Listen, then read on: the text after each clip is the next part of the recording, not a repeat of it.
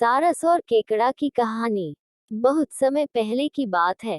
एक घने जंगल के बीचों बीच एक बहुत ही सुंदर झील था।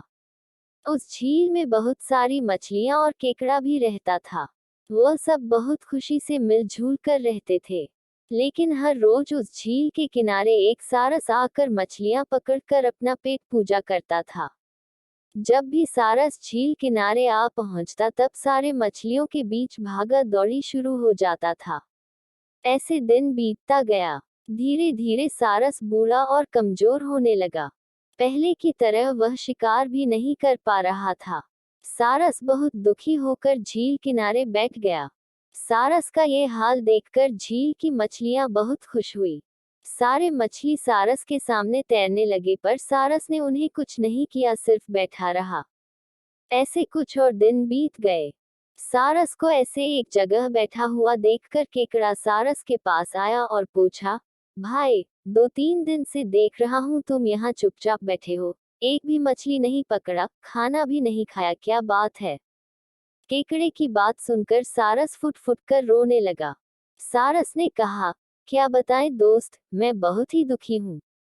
कुछ दिन पहले एक ज्योतिषी ने मुझे एक बात बताया कि बहुत ही जल्दी यह झील सूखने वाला है। बिना पानी के तुम सब कैसे जी पाओगे? तुम सब मर जाओगे। तुम लोगों की मुझे बहुत चिंता हो रहा है। इसलिए मैंने खाना पीना छोड़ दिया। केकड़े ने कहा, क्या बोल रहे हो? ये तो बहुत गंभीर और चिंता की बात है। मुझे सबको बताना होगा। सारस की बात केकड़े ने झील की सारी मछलियों को बताया। सारी मछलियां और केकड़ा मिलकर सारस के पास गए और बोला, क्या बोल रहे हो, झील सूख जाएगा? तब हम सब कहाँ जाएंगे? क्या करेंगे? कोई तो उपाय होगा ना बचने का। हम सब ने तुमको हमारा दुश्मन समझा पर तुम तो हमारे दोस्त निकले। हम लोगों की चिंता के कारण तुमने खाना पीना छोड़ दिया। दोस्त, अब तुम ही कोई उपाय बताओ। सारस ने कहा, अच्छा लगा सुनकर कि तुम सब ने मुझे दोस्त माना है। एक उपाय है। कुछ ही दूर पर एक तालाब है। अगर तुम लोग चाहो तो मैं एक एक करके तुम लोगों को वहां छोड़ सकता हूँ। सारे मछली मान गए और कहा, ठीक है, ठीक है।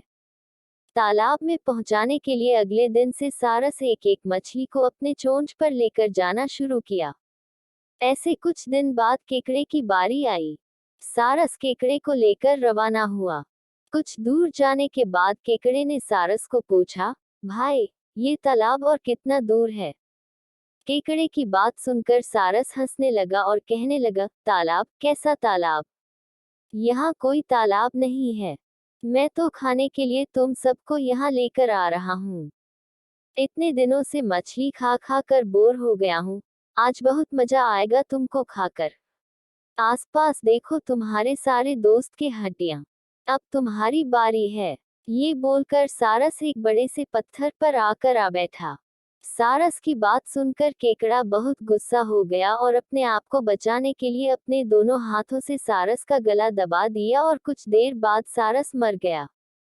फिर केकड़ा अकेले झील वापस आ गया और बाकी मछलियों को सारस के चाल के बारे में बोला और कैसे उसने सारस को मार डाला ये भी बताया। सारे मछली बहुत खुश हुए और निश्चिंत होकर रहने लगे। इस कहानी से सीख। इस कहानी से हमें ये सीख मिलती है कि हमें हर काम सोच समझ कर करना चाहिए और किसी की बातों में नहीं आना चाहिए।